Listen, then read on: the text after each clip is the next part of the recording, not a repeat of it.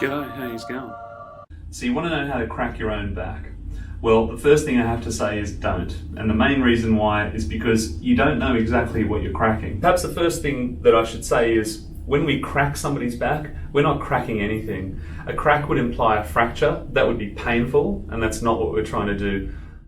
This is really the only way you might get close to cracking a joint in your lumbar spine. Essentially, you'll attempt to twist the lower part of your body in a direction opposite to that of your upper body in the hope that you might possibly momentarily pop one of your facet joints. Usually, however, it won't be in your lower back and more likely somewhere else in your thoracic spine. Good luck, you'll need it. So let's have a look at the lumbar spine. The spine has vertebral bodies, these big barrel-shaped sections of bone, and they're the weight-bearing structures. Okay, and at the back of the spine we have these articulations called facet joints. See these things in through here? These are called facet joints. You've got left and right facet joints. And have a close look at the orientation of the joints. These joints exist in the plane, which means the movement most offered by them is flexion and extension. Keep in mind as well that this is not how the spine is. There's also going to be ligaments, muscles, nerves, arteries, you name it, a whole bunch of stuff that is adding more stability to this structure. The most important thing for you to understand is there is minimal, if any, rotation offered by the facet joints. In other words, you can't really twist in the lumbar spine, and that's why if you are twisting, often you will hurt your back. Most of the twisting occurs in the thoracic spine, but let's focus on here. Flexion and extension is what happens in the lumbar spine.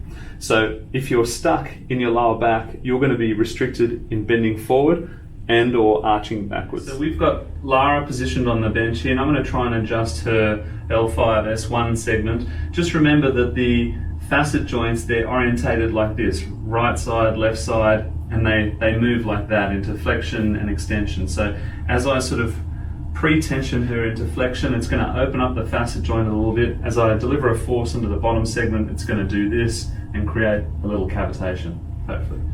Okay, you okay here? Breathe in for me and breathe out. Oh! Boom.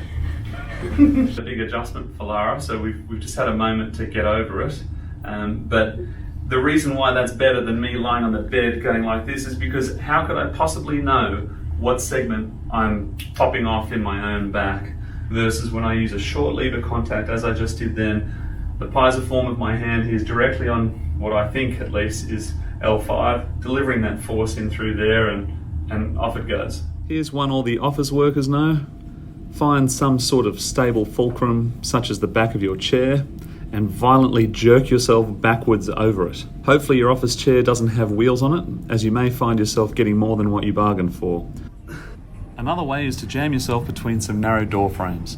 Quickly extend your arms and terrorize your spine to the point at which it pops. Again, this is not something you should do, as there's really no way for you to tell what you're cracking and whether in fact you need this in the first place. Okay, if we come into the thoracic spine, okay, it transitions around your 12th thoracic vertebra and your first lumbar vertebra. And as we move up, the orientation of the facet joints changes. Look how now these are more in the plane. So you can tell this is where rotation comes from. So if you think of golfers, tennis players, when they're twisting back for their swing or playing a forehand or a backhand, most of the gross movement, that twisting movement, is coming from here. It's not coming from our lower back.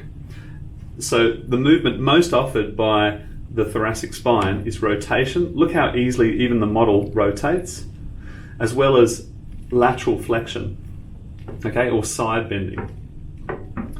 There is, of course, flexion allowed as well, but you know, as far as sporting movements go, this is where we rotate from. When I adjust Lauren's thoracics here, what I'm going to do is I'm going to use a towel. Now this towel is flat, as you can see, and I'm going to position it up against a particular segment in her thoracic spine to sort of block it off. It's the one above that I'm going to try and arch backwards over the towel, whilst at the same time lifting up. So this is called a wing lift adjustment.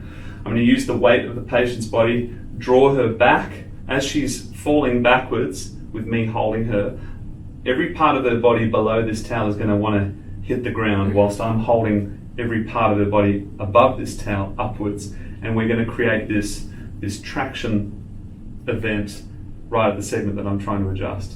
In addition to that, when the traction comes, I'm going to sort of slightly extend. You can also traction and sort of go like this if somebody is struggling with thoracic flexion. But in this day and age, when we work at desks and on phones and computers and things like that, most of us are stuck in a kyphosis or overly flexed. So I'll position her first. Okay, so we're going to go at the apex of the thoracic spine, right around the bra strap here. Okay, so I'm going to position my chest up against there, and I'm going to lock you in. You feel pretty secure there, Lauren? Yes. And it's comfy, yeah? Yeah. Okay, so just drop your chin to your chest. I'm going to draw you backwards. I won't let you fall, okay? So you're just going to give me all your weight. Okay, breathe in, breathe out. So drawing her back, you can feel her lower body coming. There we go. How was that? We come up into the cervical spine.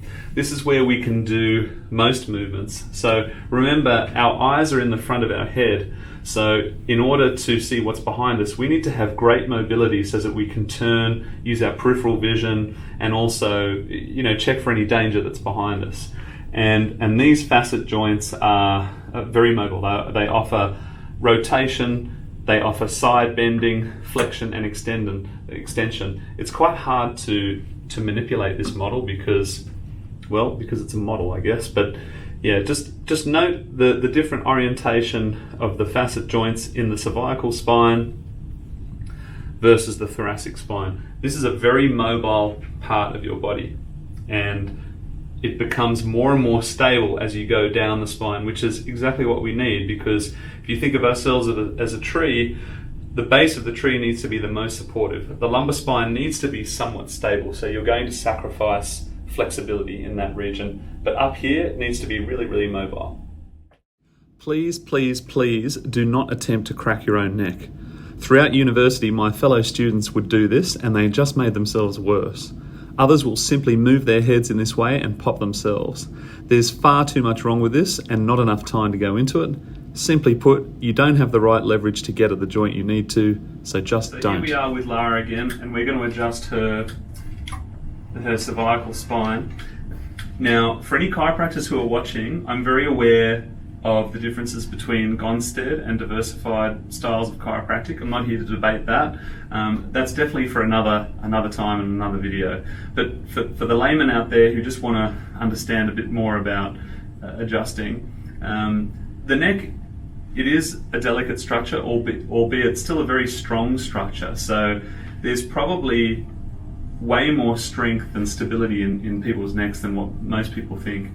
And I would also say that cervical adjusting is very, very safe. In most circumstances, there's more chances of you getting struck by lightning when you walk outside on a sunny day than an adverse reaction happening, especially in the hands of a skilled practitioner.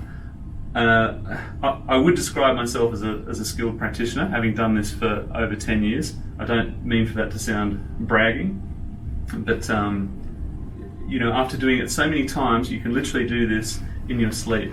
But really, you shouldn't adjust your own neck. You shouldn't crack it or attempt to do these ones or anything like that, because again, you just don't know what segment you're adjusting. So using our hands, we feel for a particular segment. Lara has told me that she's been feeling very sore in her neck. So we're going to locate C1, C2 here. So I'm using this part of my finger to lock off a joint. So it's a combination of lateral flexion, rotation, and a P2A pressure. Okay? I'm not doing this gross twist of the neck or anything like that. I'm just taking out excess tissue slack and range of motion to a point where I can feel that this joint is now starting to reach its limit in this current state. There's still more room, more range of motion that we can get out of her neck, and that's what we're going to try and do. So you feel comfortable in this position, yeah? Mm-hmm. There's no pain? Okay, so we're just going to do a short, sharp. I'm going to drive up towards the roof, so it's a very posterior to anterior vector. It's not a rotation. I'm not twisting here. I'm trying to go very much from back to front. You okay here? So if you absolutely must crack your neck, or at least you have the desire to crack your neck, instead you could try this. You'll need a partner, but you can grab somebody's head like this, and the body is a very robust structure. You can literally attempt to pull somebody's head off. So I'm just gripping her head with my hands, letting the weight of her body act as an anchor, and I'm just going to pull. And what that's going to do is, it's just going to lift, picture vertebrae stacked on top of each other, it's just going to lift each one away from each other, okay? You would have seen this in other videos like the ring dinger or the Y strap, where people, yank people up. It's the same thing that's happening, but this is a little more conservative, I guess you would say. And what I tend to do is I hook my fingers under the occiput, so in through here there's this nice ridge on everybody's skull, which you can hook your fingers in. I squash down and I just pull like that. Now you've got to give us your honest opinion there, Lara. What does that feel like? So good. Okay. It's always nice to be decompressed because we're so used to being squashed. We're not used to being decompressed. That's why this is a great mobilization. It's not an adjustment. It's the same with the wing lift that you would have seen me do on Lauren, where we're lifting someone up. We're using their body weight to distract the lower portion of the body from the upper body. And that's all it takes. There is that chiropractic style of adjustment, the ring dinger or the Y strap, whatever you want to call it, where we can fix a towel around someone and give a short, sharp thrust. And sometimes you get a pop up in the neck. Sometimes you get a pop as lower down in the lower back. It just depends where somebody's most squashed, how much force you use. But I like to be very specific, which is why I don't necessarily love the ring dinger and the Y strap. Again, if you absolutely must crack your neck, don't. Rather do this. You can do chin tucks and neck extensions. Intensely boring, but way safer and still very effective. So you put your finger on your chin. Lara's going to do it with me. Or rather, I should say, come into upright posture. So sit up straight as if you were, trying to exude good posture. Then put your finger on your chin, and you're going to retract your head away from your finger like this. Okay? And you just do this. So on 3, not after. 1, 2, 3. Let's do 5. Does it look good? Okay, so apart from feeling stupid, you'll also feel really, really good. Once you've done that, you can do like 10 neck extensions. So Lara is going to drop our neck all the way back. Let your mouth open so you can get back further, and then back to neutral, all the way back.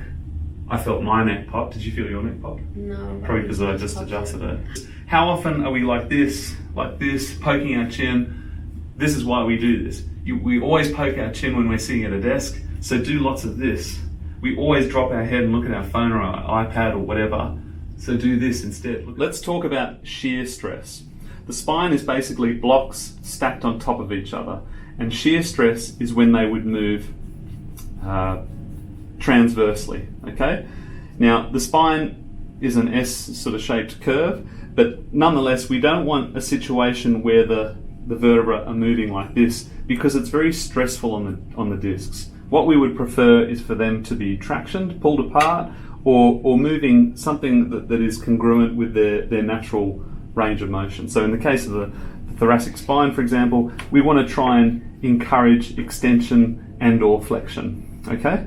So let's now talk about how to adjust your own back using a foam roller. So when it comes to adjusting your own back or cracking your own back in the thoracic spine, a lot of people will use a foam roller. And you can use it. It's not going to be a major drama if you do, but I'm steering away from using this because I think this creates more shear stress, okay? What I prefer to use is what's called a duo ball. So you'll notice this little indent in between the two balls. My spine, like this, stacked on top of each other, it's going to extend much more freely because of this gap, this recess here. Whereas if I had this here, my spine's going to be jamming straight into it. Okay, so let me show you what I mean. When I lie on the floor here, the best way to crack your own back is to put a duo ball behind your back, and you're going to start on it like you're on a beach chair, okay? put your hands up here and just arch backwards. And what's happening is my spine, these pointy bits, by the way, they're the spinous processes. They're like the dorsal fin that's on your back. They're going to be able to freely do this. Whereas without that recess, that flat edge, they're going to be jammed up against it. So a much more effective way of cracking your own back, okay? And if you want to go up a level, slide down with your bum. There we go. My back just popped. Slide down. And you can work your way through the whole spine. Now, even though you may not know which segment exactly you're adjusting, this is entirely safe because you're not going to be disrupting the spine by creating shear stress. There's going to be plenty of movement into extension using a duo ball. So use a duo ball. Don't use a flat roller on your back, but by all means use a flat roller for rolling on your ITBs, your quads, your calves, whatever you like, just not your back. Thanks for watching. Please subscribe to my YouTube channel. Yeah, thanks mate, good on you.